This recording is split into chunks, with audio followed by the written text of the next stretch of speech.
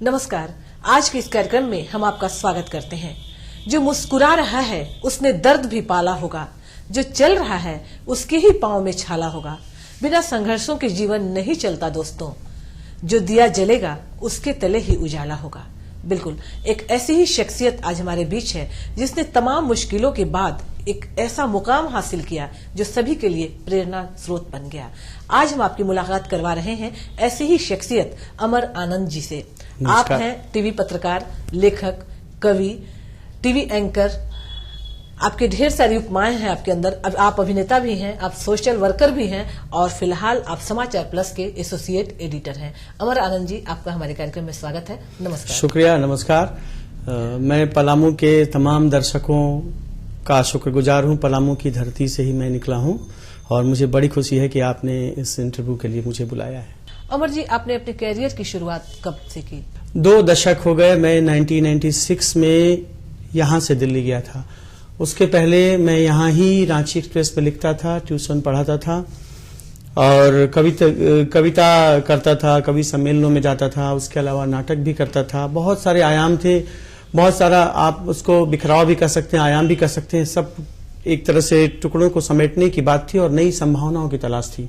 तो इसलिए मैं यहाँ से दिल्ली गया कि मैं कुछ बड़ा कर सकूं, कुछ नए आयाम तय कर सकूं, कुछ अपने करियर को बड़ा आकार दे सकूं। अचानक डाल्टनगंज से दिल्ली जाने का ख्याल आपके मन में कैसे आया और क्या क्या झेला आपने दिल्ली जाकर? निश्चय ये सफर बड़ा ही कठिन रहा होगा आपके लिए। क्या क्या परेशानियां आई, वो कैसी मुश्किलें तो डाल्टनगंज से ही शुरू थी। मतलब मैं नेपोलियन की सेना में था एक तरह से। इधर कुआं उधर खाई। बाबूजी रिटायर कर चुके थे। रहने को किराए का घर था। कोई भी स्थिरता नहीं थी हमारे जीवन में और ट्यूशन पढ़ा करके हम अपना खर्च निकालते थे। फिर अपने शौक या अपनी चीजें पूरी करते थे। नए अपने आप अपने व्यक्तित्व को आगे बढ़ाने के लिए काम करते थे। जब हम यहाँ से दिल्ली जा रहे थे तो हमारे पास जाने को पैसे भी नहीं थे। दोस्तों से, मित्रों से, सभी लोगों की मदद से, सब लोगों ने, जिन लोगों ने सराहा, चाहा, उन लोगों ने आगे बढ़ाया। किसी ने 100 रुपए दिए, किसी ने 50 रुपए दिए थे। कुछ करीब 950 रुपए इकट्ठे हुए थे। तब मैं दिल्ली गया था और दिल्ली जाने के बाद वहाँ की मुश्किलें कुछ नई तरह की थी। जितना बड़ा शहर उतनी बड़ी मुश्किलें, उतने ही बड़े, मतलब बड़ी चुनौतियां। तो ऐसा लगा जैसे मैं कहाँ था और कहाँ आ गया। अपनों का साथ छूटा। सपनों के लिए बहुत कांटों के डगर पे चलना पड़ा। रहने को जगह नहीं थी, खाने को भी नहीं मिलता था। गुरुद्वारे में लंगर खाया करते थे, बसों में चढ़ते थे, उतार दिया करते थे। ये सब संघर्ष के दौर थे उस समय के। लेकिन धीरे धीरे चीजें आगे बढ़ी। हमने अखबारों में लिखना शुरू किया। अखबारों में लिख के भी पैसे नहीं मिलते थे। फिर हमने अपनी जगह बनाई। धीरे धीरे करके इतने पैसे मिलने लगे कि जिससे गुजारा हो जाए। ऐसे ही संघर्ष की शुरुआत हुई थी।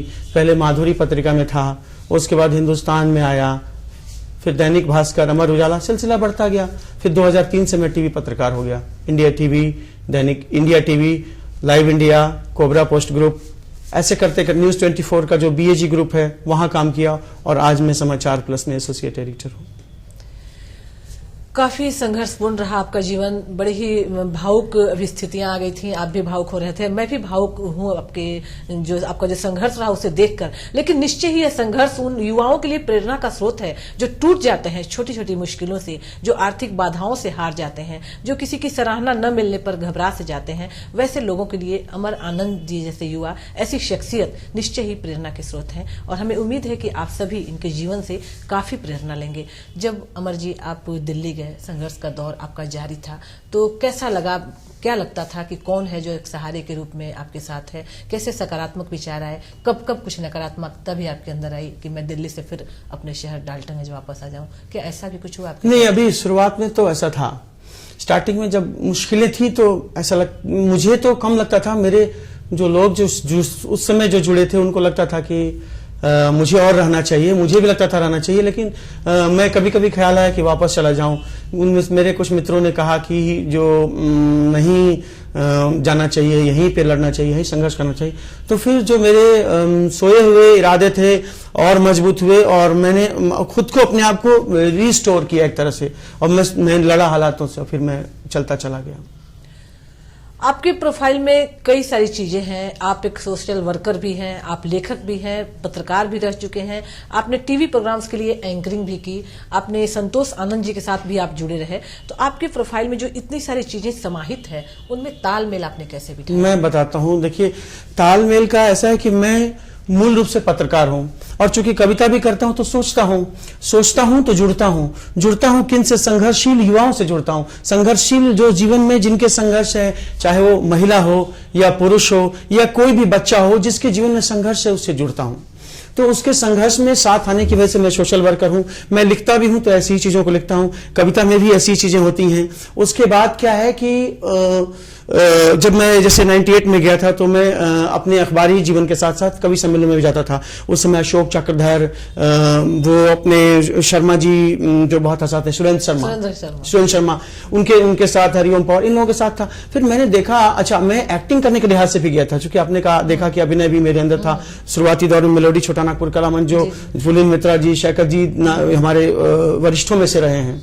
आज भी मैं इन लोगों का बड़ा सम्मान से नाम लेता हूं, मित्रवत हैं, बड़े भाई की तरह हैं कुछ। तो इन लोगों के साथ रह के जब मैं यहाँ नाटक करता था तो मुझे, मेरे अंदर वो भी था कि वो करना है, पर मैंने देखा कि जब तक एक मीनार ऊंची नहीं करेंगे तब तक आपको कुछ हाथ नहीं लगने वाला। फिर मैंने अपने पत्रकारिता की चीजों को ऊपर उठाया।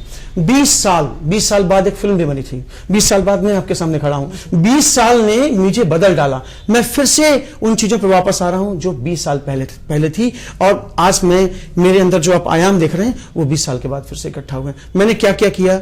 मैंने अखबारों में काम किया, मैंने टीवी में काम किया। अखबार और टीवी की पत्रकारिता थोड़ी थोड़ी अलग होती है, उसके थीम अलग होते हैं, उसकी चीजें अलग होती हैं। अखबार में लेखनी बोलती है तो इसमें विजुअल बोलता है, बहुत सारी चीजें हैं। उसके बाद में सोशल वर्क में था ही। कोई भी कहीं भी अगर मुझसे मिले और मुझे लगे कि वो मदद का पात्र है और मैं मदद करने का पात्र हूं, तो मैं सहर्ष उसको मदद करने के लिए तैयार होता हूं, उसके लिए माहौल जुटाता हूं।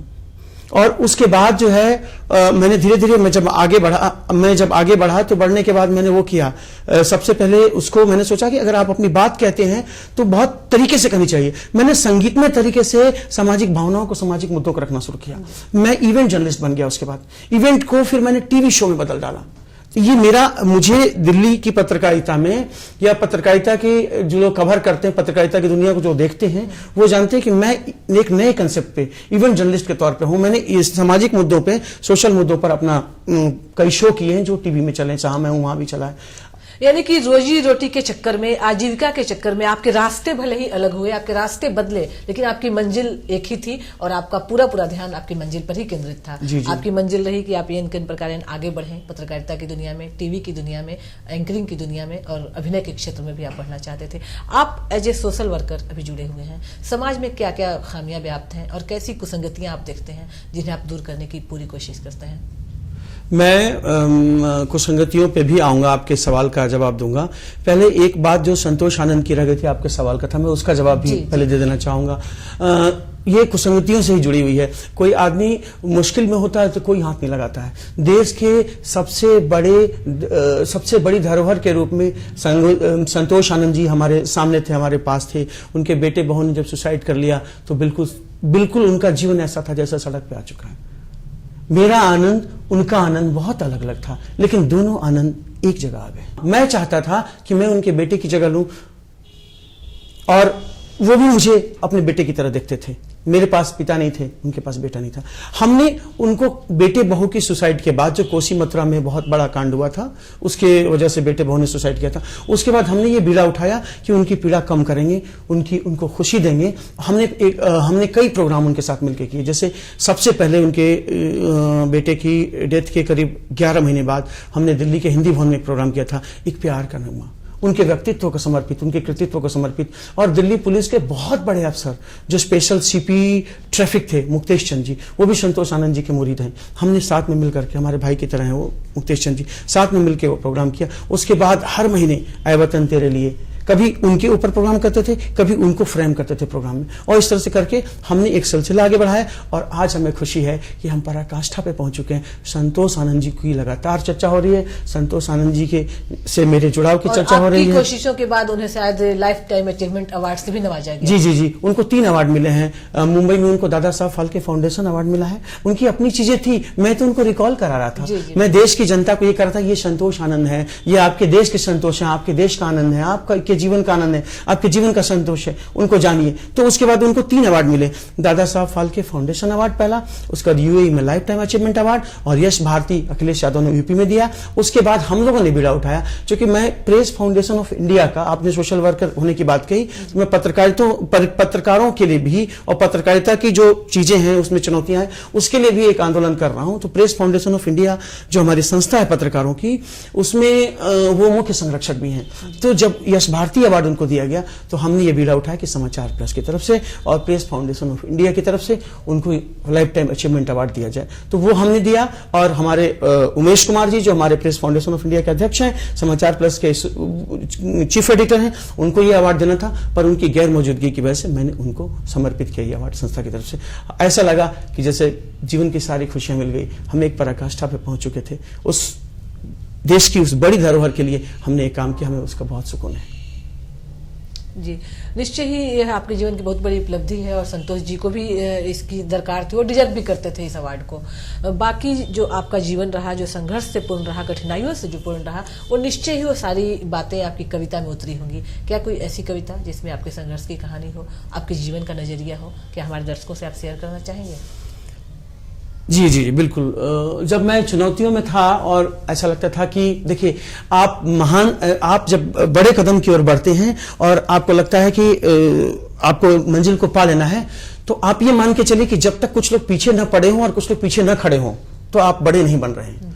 तो जैसे ही कुछ लोग जब पीछे पड़े, तो मैंने ये लिखा कि कुछ इस कदर हम बड़े हुए हैं कि सवालों की तरह खड़े हुए हैं, कुछ इस कदर हम बड़े हुए हैं कि सवालों की तरह खड़े हुए हैं, और मेरे नक्श पर जख्म के अक्स देखना, बेरहम जमाने से हम बहुत लड़े हुए हैं।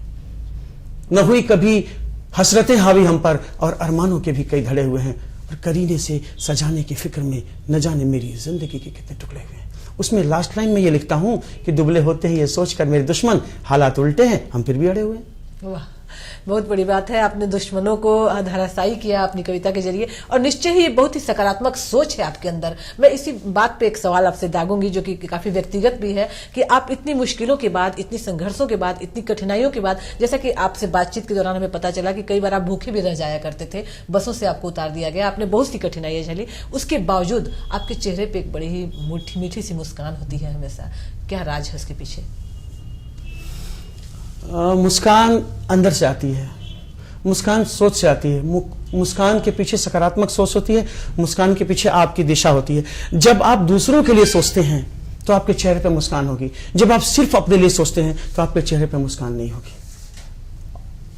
ये सोचना बहुत जरूरी है। मैं ये कहता हूं कि वक्त चाहे जितना भी प्रहार करते रहे, आप हार न मानिए और आप मुस्कुराते रहिए, अपनी मंजिल को पहुंचेंगे। निश्चय ही आपका कोई कुछ नहीं बिगाड़ पाएगा। सारे लोग जो आपके, मैंने देखा अपने जीवन में कि जो लोग आपके दुश्मन हैं, वो आपके दोस्त बन जाएंगे।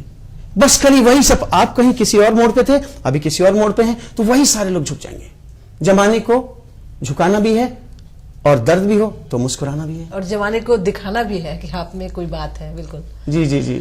अगर सोच सकारात्मक हो दोस्तों, तो आप निश्चय ही आगे बढ़ेंगे, कोई भी आपको रोक नहीं सकता। और जहां तक बात अमर आनंद जी की है, तो इन्होंने काफी मुश्किलों के बाद अपने जीवन में वो मकाम हासिल किया है, जो कि सबके लिए प्रेरणा का स्रोत है। आपकी भावी जीवन की क्या योजना है अमर जी? मेरा नारा है, जब तक जोड़ेंगे नहीं तब तक छोड़ेंगे नहीं। और संजोग ऐसा है, मैं समाचार प्लस चैनल में एसोसिएट एडिटर हूं। प्लस का मतलब ही जोड़ना होता है। जी जी। तो मैं ये सोचता हूं कि जिन जिन गतिविधियों में आगे बढ़ रहा हूं, पत्रकारिता आप देख रहे हैं, मैं एक एसोसिएट एडिटर हूं, दिल्ली में हूं, एक ठीक ठाक चैनल में हूं जो हर जगह दिखता है। अब मुझे जितने आयाम मेरे और हो चुके हैं, जैसे कविता में भी मैं आगे बढ़ रहा हूं। मेरा एक बड़ा वो था, ड्रीम था कि फिल्मों में मुझे काम करना है, अभिनय में भी करना है। जो पीछे छुप चुका था 20 साल पहले, मैं सोच के गया था कि मैं अभिनय भी करूंगा, वो दोनों के लिए मेरे पास संभावना है। अभी एक नई फिल्म आने वाली है, जैकलिन आई एम कमिंग। ये फिल्म मेरे दोस्त डायरेक्ट कर रहे हैं, मिस्टर पिंकू दुबे, वो भी डाल्टनगंज के रहने वाले हैं। उस फिल्म वो 60 पार की लव स्टोरी है, मतलब पत्नी को बचाने के लिए एक पति का संघर्ष कैसा है, उसके जीवन। डॉक्टर कह रहा है कि नहीं वो डेथ बेड पे है, वो उठेगी नहीं। इनका कहना है नहीं, वो कॉमा में है लेकिन फुल स्टॉप में नहीं जाने देंगे, हम उसको बचा लेंगे, और वो बचा लेता है। उस संघर्ष की कहानी पे एक फिल्म बन रही है। टी सीरीज ने उसके गाने रिकॉर्ड हुए हैं। शाहिद माल्या जिन्होंने डिशुम और वो उड़ता पंजाब के गाने लिखे हैं, उन्होंने उसमें गाने लिखे हैं, गाना रिकॉर्ड कर लिया गया है। मैं स्क्रीन प्ले लिख रहा हूं और उसमें संभवतः प्रेस फाउंडेशन ऑफ इंडिया का भी रोल होगा, मतलब शो पार्टनर के तौर पे, और मैं उसमें जुड़ा ही हुआ हूं, तो अभिनय की भी गुंजाइश है।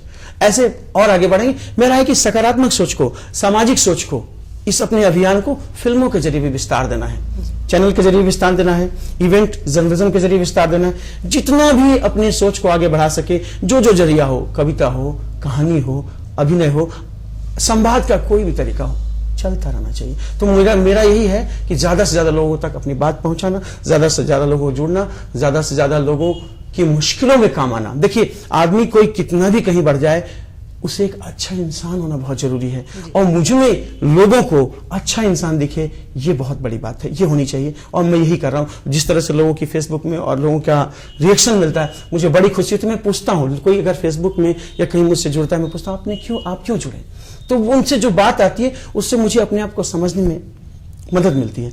मैं अपने लिए कहता हूं, मैं अपने सफर के लिए या अपने उसके लिए कहता हूं, हर दिन नई चुनौतियां हैं, फिर भी आगे बढ़ना है। कि मुश्किलें मुखर हैं, उम्मीदें मौन हैं। मुश्किलें मुखर हैं, उम्मीदें मौन हैं। जिंदगी का हर नया लम्हा पूछता है, बता तू कौन है। मुश्किलें मुखर हैं, उम्मीदें मौन हैं। जिंदगी का हर नया लम्हा पूछता है, बता तू कौन है।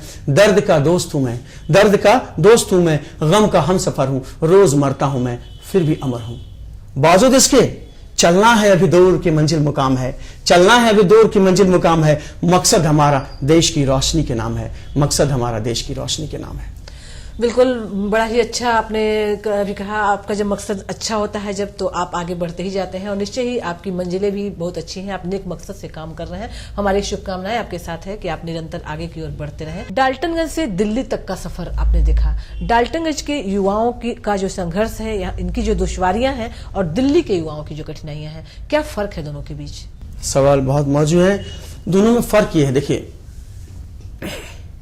जब तक आपके अंदर सुकून खत्म नहीं होगा तब तक आप जुनून पैदा नहीं होगा। डाल्टनगंज की धरती में सुकून है, लोग अपनों के बीच में हैं, वो सपनों के बीच में नहीं आ सकते।